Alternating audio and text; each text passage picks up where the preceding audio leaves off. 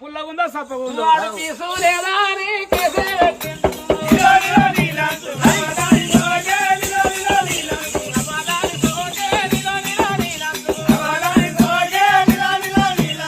Case పెట్టిండా అని police station కు పోతే ఏమైందో కానిస్టేబుల్ చూసి కన్నే కొట్టిండు.